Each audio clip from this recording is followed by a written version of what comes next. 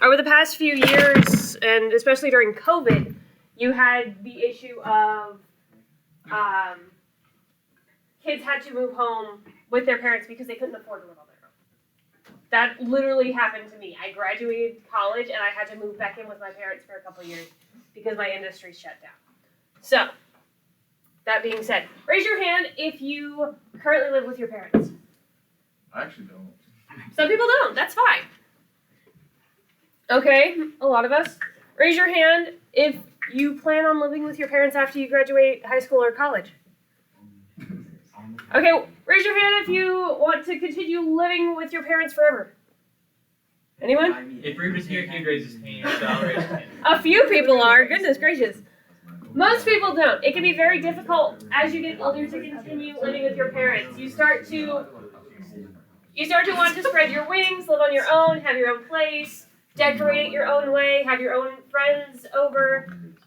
If you start your own family, it gets really hard to live with your parents, and things like that.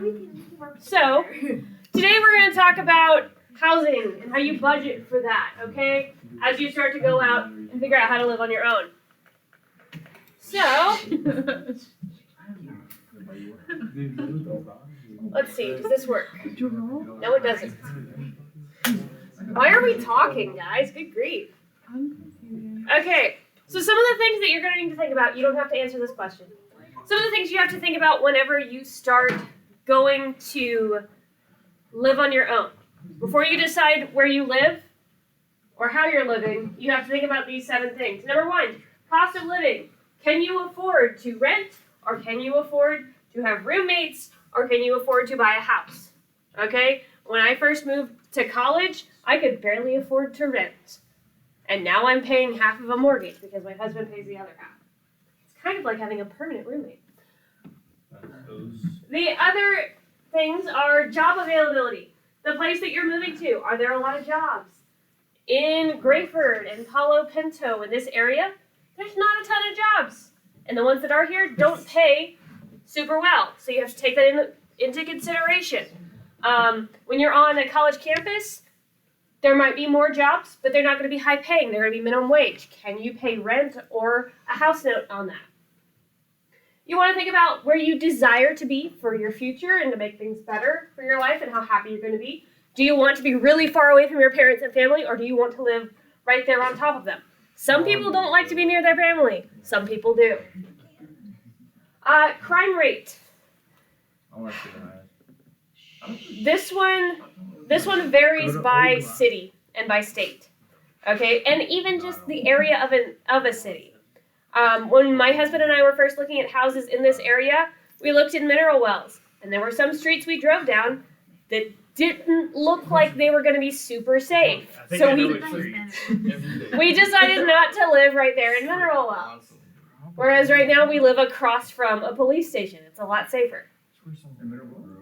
Palo Pinto. Quality of education. So if you're going to college, you probably want to live near the college. If you're done with college, if you're having a family, you want to think about, do your kids get a good education in that area? Or are you going to have to get them to a different school? Your commute to your job. Is it 5 minutes? Is it 30 minutes? Is it 2 hours? If you were living in Grayford and you drove to Fort Worth or Dallas, that's a pretty long commute. However, if you live in Grayford and you drove down the road to the Dollar General, it's not as long. And then the quality and availability of health care, as well as transportation. So if you have major health issues or health issues running in your family, being close to a hospital is probably a good, important thing.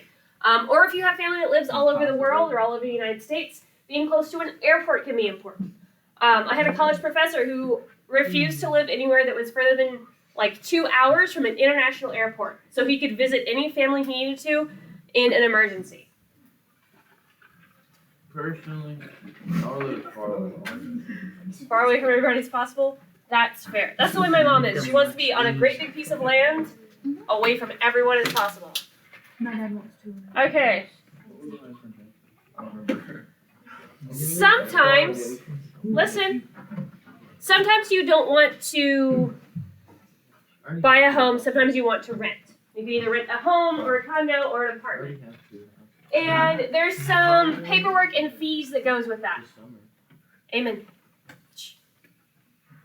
I'm talking. I was talking to him. That was my fault. Just shut up, both of you. Okay, let's pay Oh attention. my lord. Oh, So, if you go to rent, these are some things you would need to anticipate and expect, okay?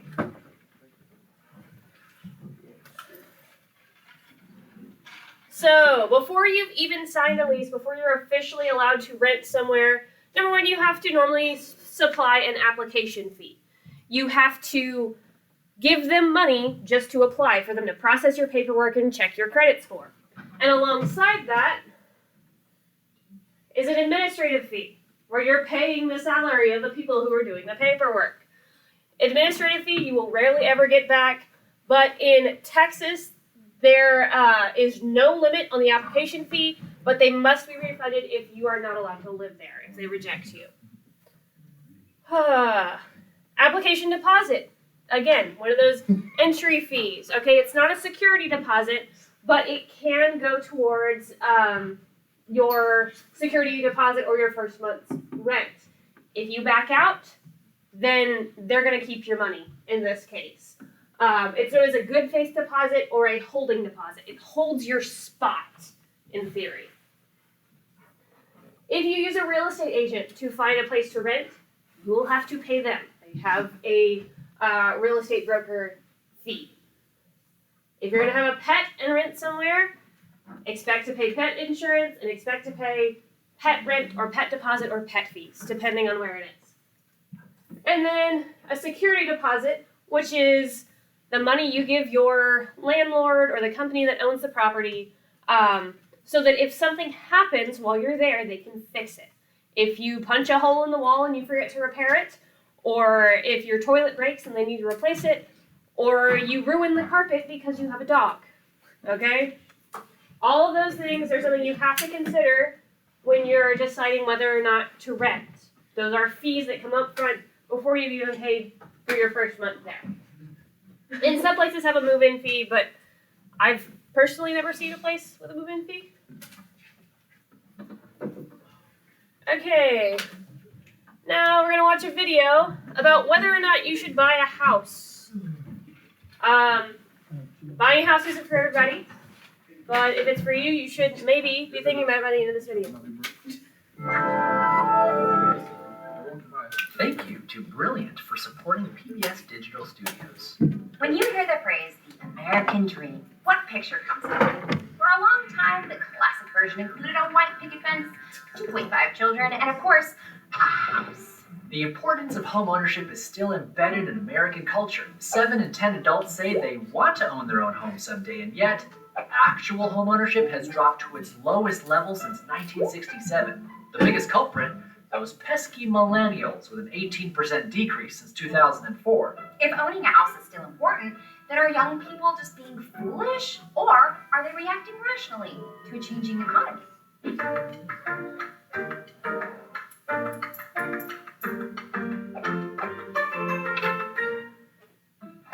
In theory, owning a home still makes a lot of sense because it kills 2 financial birds with 1 stone. It's a place to live and a long-term investment. Every time you make a mortgage payment or the value of your home increases, you're saving money for your future self. It's like a piggy bank you can sleep in. But the world is changing in ways that make this scenario harder to pull off. Younger people have more debt than previous generations, mainly thanks to student loans. The average amount that a graduate owes has tripled in the last 25 years, which means that many young people already have a house-sized debt cloud hanging over them without even having an asset to sell. As if that wasn't bad enough, millennials have a larger burden for retirement. In ye olden days, the average American could expect 3 sources of income to support them in their autumn years: a pension, Social Security, and personal retirement savings. But thanks to shifting labor trends and shrinking unions, pensions are quickly becoming a thing of the past, and it's giving this 3-legged stool a major wobble. And since we can't expect Social Security payments to substantially increase anytime soon, younger people will be expected to make up the difference with larger retirement savings, which means less cash on hand to put towards a house. The shifting labor market has also led to more pressure to be geographically flexible instead of being tied down to one location. And the importance of travel for young people is at an all-time high. In the US, millennials rank travel as more important than homeownership and report they're more likely to set aside money for that rather than buying a home. Considering these factors, it's no wonder millennials are viewing homeownership as more of an option than a necessity. So, is it an option that's right for you? Here are some questions to ask yourself. 1. Can I get good mortgage terms? Unless you've got hundreds of thousands of dollars sitting around in cash, you're going to have to borrow the money and pay for the privilege. How much you'll pay in interest is determined by a number of factors, but generally speaking, in order to qualify for terms that make home buying a good investment, you'll need a consistent, provable source of income, a credit score of 760 or higher, and a down payment at or close to 20% of the home price. If you can't meet these requirements, it might not be the right time to buy a home. 2. Will I have emergency money left over? The money you have wrapped up in your house isn't liquid, meaning you wouldn't be able to get to it easily if you need it. So if your AC breaks down or your car needs repairs and you don't have any emergency funds set aside, the only thing you'll have to cling to is debt, which is more of a lead weight than a life vest. So be sure you have at least 3 times your monthly expenses left over after your down payment. 3. Can I stick around for at least 5 years? Buying a house that you have to sell again quickly probably won't end well. You have to consider upfront costs like realtors and inspections. Plus, at the beginning of your mortgage, most of your monthly payment is going towards interest, meaning your debt isn't actually shrinking that much. For many buyers, it can be a decade or more before that ratio is even 50-50. So how do these factors shake out in a real-world example? Let's Run the numbers. This is Ramon. Ramon has a good, steady job. He's been saving money, and he's thinking about buying a house for around $200,000. He only has enough for a 15% down payment and no emergency fund. Also, there's a chance Ramon might decide to relocate to New York with his girlfriend when she graduates from law school in 3 years. By that time, Ramon will have only paid off around $9,000 of the loan principal. So if the home value increases by an average of 5%, he'll be able to sell it for a bit more than he bought it for, but that's not counting realtor fees, property taxes, and upkeep. If everything goes perfectly smoothly, Ramon will just break even. But if just one thing goes wrong, like losing a job for 6 months, or he has to replace his home's roof or AC, it's a different picture. Ramon might want to hold off on buying a house for now. If you're like Ramon, don't freak out. You could never buy a home, but still be okay financially. There are even some perks, like not being responsible for maintenance costs and being able to easily pack up and move if you get a better job opportunity. But investing is like exercise. Some workouts deliver better results than others, but anything is better than doing nothing. So if you're not going to buy a house, it's extra important that you're making investments in other areas, like a 401k or a company that you own. There's no sugarcoating it. When it comes to home buying, millennials got a tough deal. But you can overcome that disadvantage by understanding your situation and starting to plan for it now. Okay, so lots of different things to consider if you want to buy a home someday. I know not everybody has the money to buy a home just out of high school. Most people don't. Even just out of college can be very difficult. However, it's not impossible if you save up the money, if you improve your credit score, and you pay attention to what the market is doing. Okay, so I don't like this article, so we're going to skip it. Now, you guys have a project you're going to work on. You are going to work with the people at your table, and you are going to make up at least one other fictional person, and you're going to act like you are roommates, okay? You are going to share the expenses of living in a shared housing situation, okay? So, in your Google Classroom, you will have 3 documents. This is the first one. And with your group, listen, this is important, If you are a group of 2, just use 2 of the characters that it gives. If you're a group of 4, then one person gets to be the out-of-luck friend who doesn't have a job, has an emergency savings account of $3,000, and is asking to crash on the couch until they find a job in their own apartment. Okay? Because we know we never have a job. Okay, so you'll look at your different costs and how your apartment works out, and each person has a different set of stipulations as each roommate. Then you have two other documents. One's an Excel sheet and one is a roommate agreement. You need to work together with your group to create your roommate agreement and your budget for your group. If you're sitting alone and you would like to move to a table with another group, you may. I just don't exist. Otherwise, make up a fictional person to share this apartment with. Any questions? It's due by the end of the week. You should have some ability to work on it tomorrow after the lecture. So.